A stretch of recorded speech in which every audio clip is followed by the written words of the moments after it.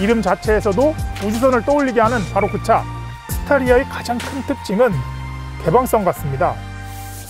안녕하세요. CBS 노컷뉴스 레알 시승기 김승모 기자입니다. 오늘은 출시하자마자 디자인으로 굉장히 많은 관심을 받은 차, 이름 자체에서도 우주선을 떠올리게 하는 바로 그 차, 현대자동차 스타리아입니다.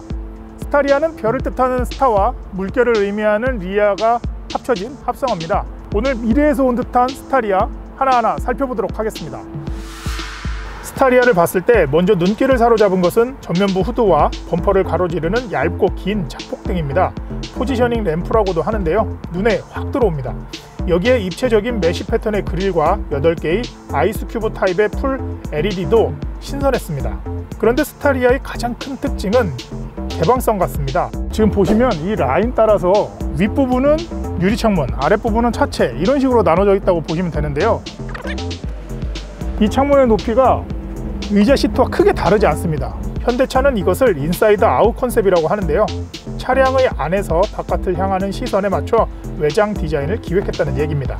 그렇기 때문에 의자에 앉아서 밖을 바라봤을 때 굉장히 탁 트인 시야를 확보할 수 있다는 장점이 있습니다.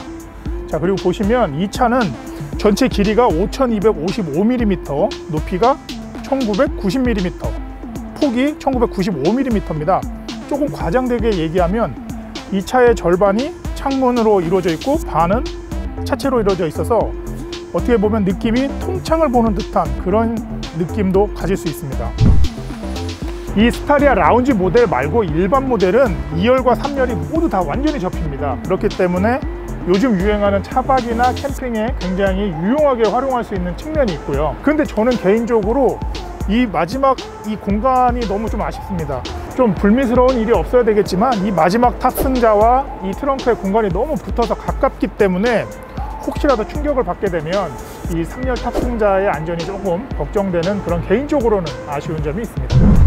대시보드 위쪽에 배치된 컬러 LCD 클러스터는 한눈에 보기 쉽도록 되어 있습니다.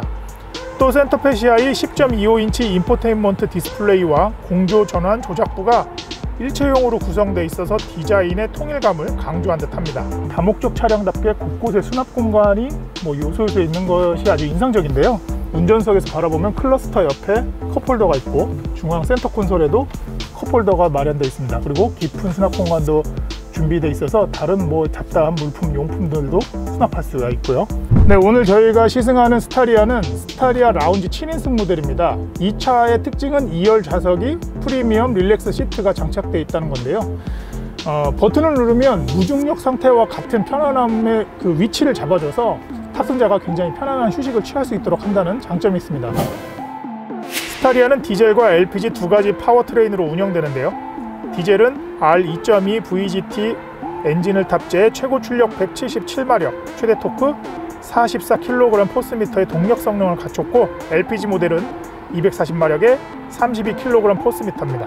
그리고 요즘은 각종 차들에게 안전 편의 사양들이 좀 있죠. 스타리아도 당연히 차로 유지 기능이 있고 고속도로 주행 보조 기능이 있고요, 스마트 크루즈 컨트롤 기능이 있고, 그리고 스타리아는 아이들 통학용으로도 많이 사용할 것 같은데 그만큼 운전자가 뒷부분에 대해서 신경을 많이 써야 될 것 같거든요.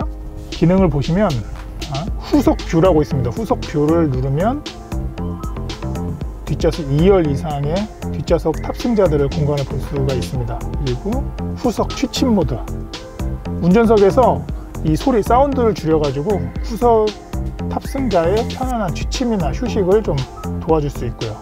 그리고 뒷자리 사람과 대화를 하게 된다면 이렇게 마이크를 이용해서 보다 또렷하게 목소리가 들릴 수 있도록 하는 기능도 있습니다. 이게 약간 이 차의 특성을 좀 반영한 것 같아요. 아이들, 후석, 그리고 여러 사람이 타다 보니까 운전자와 원활한 소통을 할 수 있게끔 만든 게 아닌가, 그런 점은 배려한 것 같습니다. 스타리아는 운전석 시트가 높아서 멀리 보고 시야가 탁 트였다라는 장점이 있고요, 반면에 차 옆면이나 뒷면, 이런 후방과 축구방 부분에 대해서 시야가 좀 부족하지 않을까, 이런 생각을 좀 했거든요.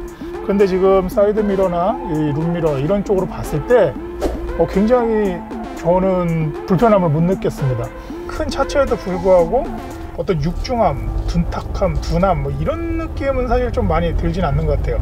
핸들도 조금 부드럽고 오히려 다른 차량들보다 경쾌하다고 해야 되나요? 가벼운 느낌도 좀 있고요. 근데 다만 한 가지 제가 이제 이걸 타보면서 느낀 점이 있는데, 정지 상태에서 시동이 꺼지거든요. 그리고 다시 이제 출발하면 시동이 들어오고 다시 이제 주행을 하게 되는데, 그 반응이 조금 더뎌요, 느려요. 일반적으로 봤을 때 뭐 급하게 튀어나가는 것보다는 당연히 이 차량의 용도에 맞게 천천히 반응하는 게 더 맞을 수 있을 것 같긴 한데, 개인적으로는 그것을 되게 답답하게 생각하시는 분들도 있을 것 같아요. 네, 오늘 소개해드린 스타리아는 3인승 카고 모델 2,726만원부터 최고급 스타리아 라운지 7인승 4,135만원까지 구성되어 있습니다. 다소 부족한 3열 뒷공간과 디젤 특유의 소음과 진동이 전해오는 아쉬움은 있지만, 큰 차체에도 불구하고 주행이 좀 편안하고 쉽다라는 점과, 그리고 넓은 시야감, 이런 부분은 좀 좋은 장점이라고 볼 수 있습니다. 평점은 8점입니다. 지금까지 CBS 노컷뉴스 레알 시승기 김승모 기자였습니다. 감사합니다.